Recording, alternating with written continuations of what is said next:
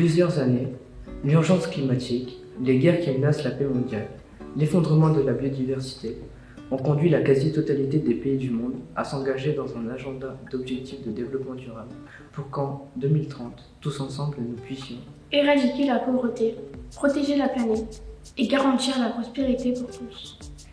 Mais c'est quoi les ODD? Les ODD, ce sont ces 17 objectifs. Il faut mettre fin à la pauvreté dans le monde.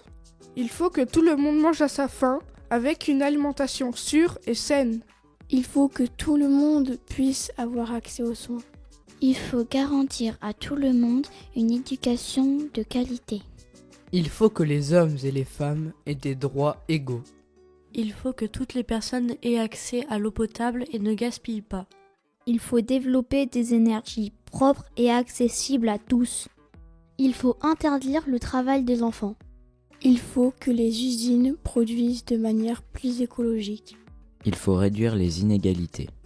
Il faut pouvoir se loger correctement et se déplacer proprement. Il faut limiter le gaspillage et produire mieux.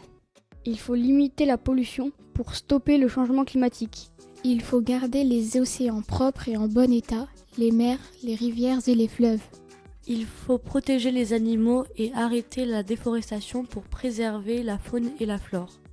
Il faut permettre un accès à la justice à tous et stopper les guerres. Il faut que tous les pays du monde s'allient pour atteindre les objectifs d'ici 2030.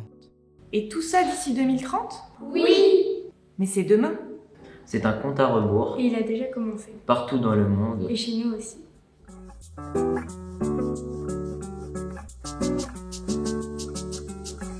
Le nouvel écoquartier des Hauts de Montlouis est un projet moderne qui cherche à créer un endroit agréable pour vivre, tout en respectant l'environnement. Ce quartier utilise des solutions écologiques pour consommer moins d'énergie et favoriser la vie en communauté. Il y a aussi une maison médicale qui facilite l'accès aux soins, ce qui est important pour la santé de tous les habitants. Le projet comprend les bureaux de la communauté de communes et la pépinière d'entreprise Rubixco où se déroulent des ateliers pour apprendre des choses comme le codage, encourageant la créativité et l'entrepreneuriat. Ce quartier utilise moins d'énergie fossile grâce à des innovations comme des panneaux solaires installés sur le gymnase. En plus, les habitants ont eu la chance de choisir le nom du gymnase en votant parmi une liste de noms avec un équilibre entre noms masculins et féminins. Des pistes cyclables ont été créées pour permettre aux habitants de se déplacer facilement en vélo, au lieu de prendre la voiture, ce qui aide à protéger l'environnement. Une coulée verte traverse le quartier et le relie au reste de la ville. C'est un espace naturel avec des arbres et des plantes qui offrent un habitat aux oiseaux, aux insectes et aux autres animaux, ce qui enrichit la biodiversité.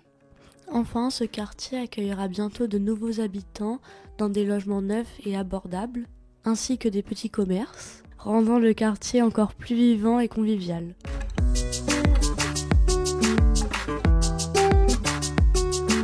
Le jardin des sciences de Montlouis est un jardin municipal unique imaginé par les jeunes situé en plein centre près des écoles. C'est un endroit où l'on peut découvrir des plantes et des végétaux qui ne demandent pas beaucoup d'eau, parfait pour apprendre tout en respectant l'environnement. Ce jardin est conçu pour éveiller nos sens. Il y a des instruments de musique, des miroirs déformants qui amusent et intriguent, et des espaces pour se détendre, se reposer ou se ressourcer. Comme dans d'autres endroits de la commune, il est possible de ramasser des plantes comestibles pour en faire de petites découvertes culinaires. Le jardin est aussi un refuge pour la nature. Des nichoirs pour les hirondelles et les chauves-souris y ont été installés, pour protéger et observer ces animaux fascinants.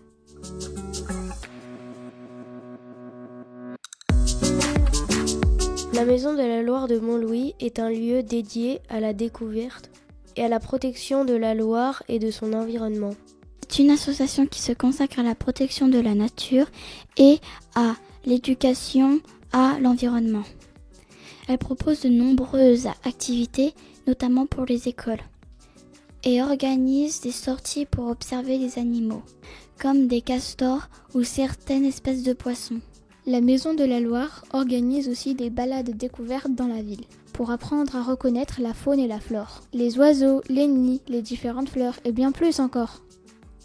À l'intérieur, il y a une exposition avec des bateaux, un centre de ressources et une bibliothèque pour approfondir ses connaissances sur la nature et la Loire. Ce lieu aide à changer notre regard sur la nature. Il nous montre comment mieux la comprendre, la préserver et vivre en harmonie avec elle, tout en restant attentif à son équilibre.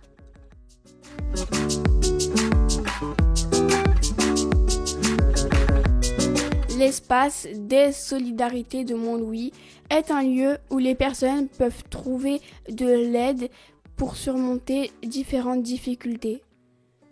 C'est un espace où l'on peut recevoir du soutien pour les démarches administratives, chercher des solutions pour se loger, retrouver un emploi ou obtenir de l'aide pour payer certaines factures. Les agents de l'espace des solidarités Robert Badinter sont là pour répondre aux questions des Montlouisiens et aider à accéder à des aides spécifiques, comme des colis alimentaires ou des aides pour payer la cantine scolaire. En plus de son soutien local, l'espace des solidarités participe à des actions de solidarité internationale. Par exemple, elle a permis d'envoyer de l'aide aux personnes touchées par des crises au Maroc et en Ukraine.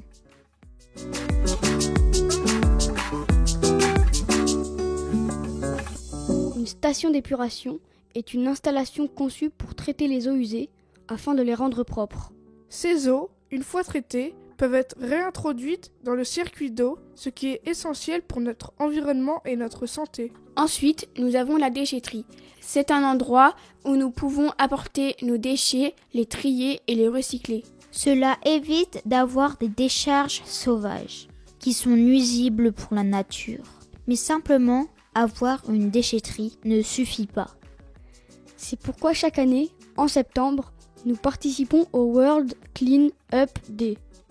Cette journée est organisée pour mobiliser les habitants de notre commune, ainsi que les écoles volontaires.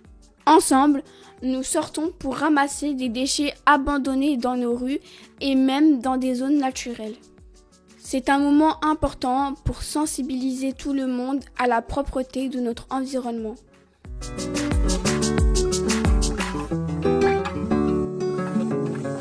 Le parc du château de la Bourdesière est le plus grand de notre commune. Il joue un rôle essentiel en tant que puits de carbone, capturant le CO2 tout en offrant des habitats pour la faune et la flore.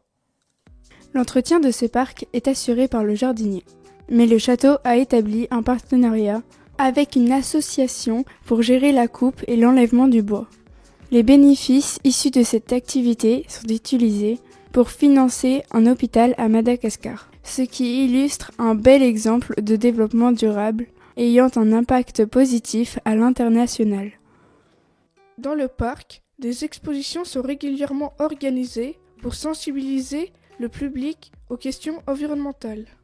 De plus, des spectacles y sont présentés, offrant ainsi une riche programmation culturelle.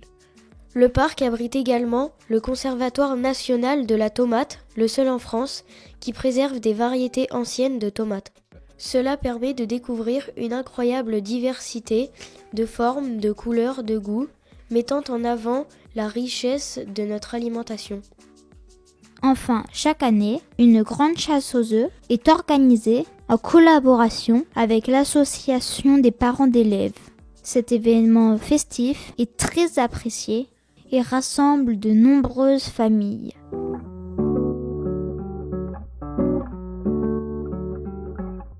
La vigne de Mont-Louis produit du vin délicieux reconnu dans le monde entier. C'est l'une des principales productions de la commune, ce qui génère des emplois et crée du travail pour de nombreuses personnes. Le vignoble est situé dans une zone agricole protégée, qui représente presque la moitié de la superficie de la commune. Cette zone est importante car elle préserve notre paysage, notre patrimoine naturel, ainsi que la faune et la flore.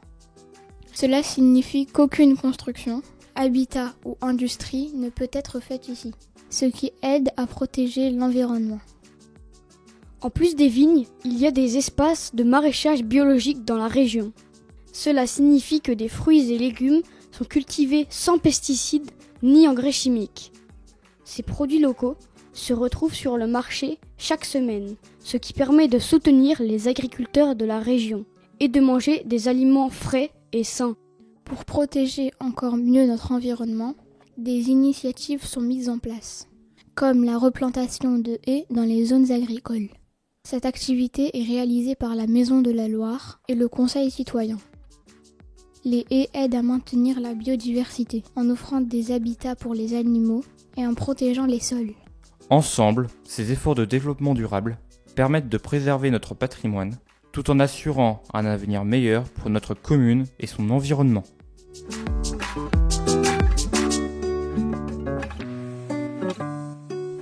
Montlouis est une ville amie des enfants. Un label attribué par l'UNICEF qui récompense les efforts faits pour et par les jeunes. Cela montre que la ville s'engage vraiment à améliorer la vie des enfants. Chaque année, à la fin du mois de juin, nous célébrons la fête de l'enfance. C'est un événement gratuit où tous les enfants peuvent se retrouver pour jouer, découvrir de nouveaux sports et s'amuser ensemble. De plus, la ville met en place un programme appelé Sport et vacances et un été pour tous. Pendant les vacances, des initiations gratuites sont proposées pour que les enfants puissent découvrir différents sports et s'entraîner. Cela permet à chacun de trouver une activité qui lui plaît. De nombreuses activités culturelles et sportives sont offertes gratuitement à tous les enfants, peu importe les revenus de leurs parents ou leur situation familiale. Par exemple, la carte jeune permet d'obtenir des réductions pour des lieux comme la piscine ou les spectacles. Les enfants peuvent aussi emprunter des livres gratuitement à la médiathèque. Et une partie de la licence pour leur club sportif peut être remboursée. Les activités proposées ne séparent pas les filles et les garçons, ce qui aide à réduire les inégalités entre les enfants. Tout le monde a la même chance de participer et de s'amuser ensemble. Enfin, le Conseil des jeunes est un groupe de jeunes volontaires qui travaillent à améliorer la vie quotidienne à Montlouis. Il propose des idées nouvelles qui peuvent être différentes de celles des adultes, ce qui permet de donner une voix aux jeunes.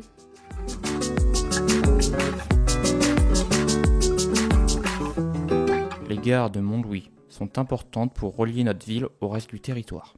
Prendre le train est beaucoup moins polluant car c'est un transport collectif qui aide à réduire les émissions de gaz à effet de serre.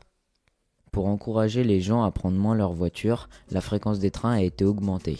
Cela facilite également les déplacements pour aller travailler. De plus, c'est un moyen de transport économique. Il y a 3 gares dans notre commune. Le nouvel office de tourisme de Montlouis vient d'être inauguré. Il a été conçu et construit avec des matériaux durables, montrant ainsi notre engagement envers l'environnement. Une navette fluviale est mise en place pendant l'été pour relier les 2 communes des 2 côtés de la Loire. Cela aide à réduire le trafic sur le pont, surtout pendant les périodes de forte affluence. Beaucoup de touristes utilisent cette navette, qui est un moyen de transport écologique. Elle utilise une embarcation traditionnelle de la Loire appelée gabar. Enfin, la Loire à vélo est une grande piste cyclable qui suit la Loire sur plusieurs centaines de kilomètres.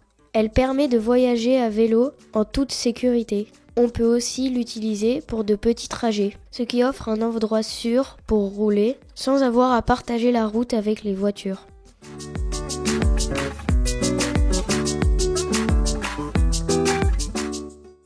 Montlouis est une ville de plus de 10 000 habitants et qui compte plus de 100 associations.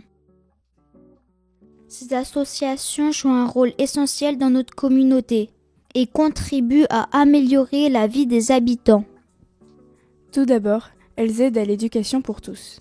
Par exemple, dans le domaine du sport, il y a un large choix de disciplines accessibles à tous. L'association La Passerelle propose également un accompagnement scolaire, encadré par des bénévoles et des animateurs, pour aider les élèves à réussir. Une autre association, La Petite Brosse, se concentre sur l'éducation à l'environnement. Elle organise des actions pour sensibiliser les jeunes aux enjeux écologiques. Les jardins du Cheminot ont créé des jardins partagés où les habitants peuvent cultiver ensemble et profiter de l'espace vert. Le conciliabule offre des ateliers, un espace de rencontre et une bibliothèque permettant aux habitants de se retrouver et d'échanger. Il y a aussi des associations familiales et d'entraide qui favorisent la cohésion sociale, aident à mieux connaître les habitants de la ville. Le Secours populaire est un exemple d'association qui apporte de l'aide à ceux qui en ont besoin. De plus, certaines associations participent à des opérations nationales, comme le Téléthon ou Octobre Rose. D'autres œuvrent à l'international, comme celle du jumelage et de la solidarité, qui soutiennent des projets au Sénégal, comme l'association Joko. La TASAM est une association importante, elle contribue aussi à la vie sociale de Montlouis. En résumé, les nombreuses associations de Montlouis sont des acteurs clés pour renforcer les liens entre les habitants et promouvoir l'éducation, la culture et la solidarité. En 2030, j'aurai 20 ans et j'aimerais bien qu'on écoute plus les jeunes générations. En 2030, j'aurai 20 ans et j'aimerais bien pouvoir me servir de l'eau au robinet sans me soucier du manque. En 2030, j'aurai 17 ans et j'aimerais bien pouvoir me déplacer dans d'autres pays sans problème. En 2030, j'aurai 19 ans et j'aimerais bien qu'il y ait moins de pollution. En 2030, j'aurai 20 ans et j'aimerais que tout le monde participe activement à la protection des écosystèmes. En 2030, j'aurai 19 ans et j'aimerais vivre dans un monde moins pollué avec plus d'espace vert. En 2030, j'aurai 18 ans et j'aimerais bien voir plus de forêts dans le monde. En 2030, j'aurai 19 ans et j'aimerais bien pouvoir manger à ma faim. En 2030, j'aurai 20 ans et j'aimerais bien que mes futurs enfants puissent vivre correctement. En 2030, j'aurai 17 ans et j'aimerais bien qu'il n'y ait plus de guerre. En 2030, j'aurai 20 ans et j'aimerais bien ne pas avoir à m'inquiéter ou dormir.